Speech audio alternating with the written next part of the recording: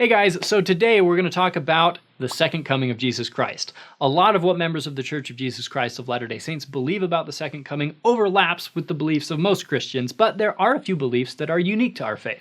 In this episode, we're not really going to be getting into the specifics of all of the signs and wonders and catastrophes leading up to the second coming. Instead, we're just going to get a bird's eye view of the appearances of Christ leading up to his second coming.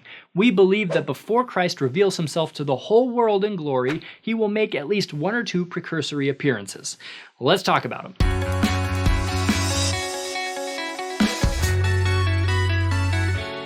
All right, so the first event we're going to talk about has to do with a prophecy made in Daniel chapter 7. I saw in the night visions, and behold, one like the Son of Man came with the clouds of heaven, and came to the Ancient of Days, and they brought him near before him.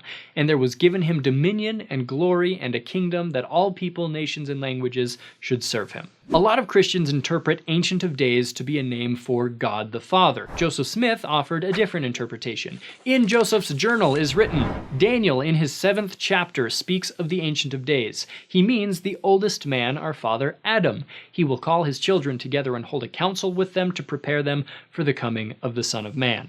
Not to be confused with God the Father, as the first man spoken of in Scripture, we consider Adam to be the father of the physical human family.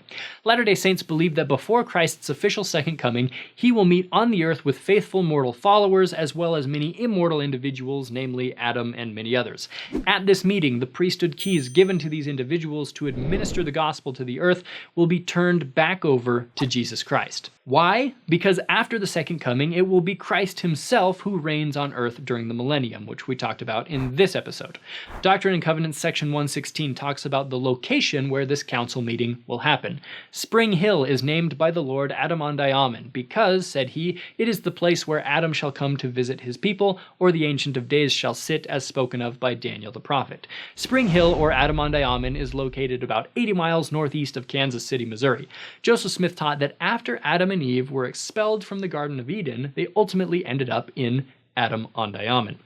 There's a lot more that could be said about this place, so if you want to dive deep, check out some of these resources, which are also linked in the YouTube description.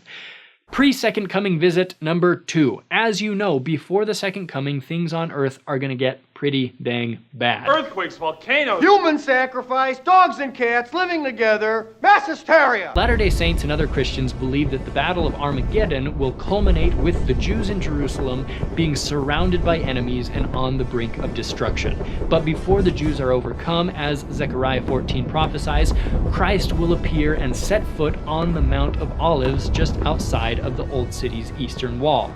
The Mount of Olives will split in half and provide the Jews with a route of escape from their enemies. Doctrine and Covenants 45 says, And then shall the Jews look upon me and say, What are these wounds in thine hands and in thy feet? Then shall they know that I am the Lord, for I will say unto them, These wounds are the wounds with which I was wounded in the house of my friends. I am he who was lifted up. I am Jesus that was crucified. I am the Son of God. Interestingly, the Mount of Olives was where the resurrected Christ ascended into heaven. 2 angels in Acts chapter 1 prophesied that just as Christ ascended from the Mount of Olives, he would one day descend there as well. Now, here comes the ambiguity. There are many who believe that this appearance on the Mount of Olives will be the second coming, the main event, and not just an appearance preceding the main event. Even within our own faith, there is sometimes some confusion on this question, so don't feel bad if you're in that boat. The most concrete understanding in our faith seems to me to be that Christ's appearance on the Mount of Olives and the official second coming are 2 separate events, but I'm not going to speak dogmatically on that issue. In either case, when Christ comes again for the main event, ushering in the beginning of the millennium, the whole world will be aware of it. D&C 88 teaches that before Christ comes, there shall appear a great sign in heaven, and all people shall see it together. After this sign is given, there shall be silence in heaven for the space of half an hour, and immediately after shall the curtain of heaven be unfolded, as a scroll is unfolded after it is rolled up, and the face of the Lord shall be unveiled. Revelation 1 teaches, Behold, he cometh with clouds, and every eye shall see him, and they also which pierced him. As Christ, dressed in red, descends to a tired world, as we talked about in our episode about the rapture, the saints that are upon the earth who are alive shall be quickened and be caught up to meet him. And they who have slept in their graves shall come forth, for their graves shall be opened.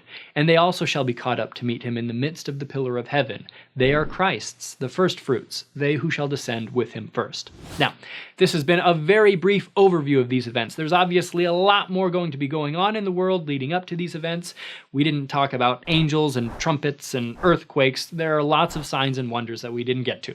But hopefully, this gives you somewhat of an idea of what Latter-day Saints believe about Christ and his second coming. If you want to dive deeper, as always, check out the resources in the YouTube description, watch some of our other videos while you're here, and we'll see you next time. Have a great day.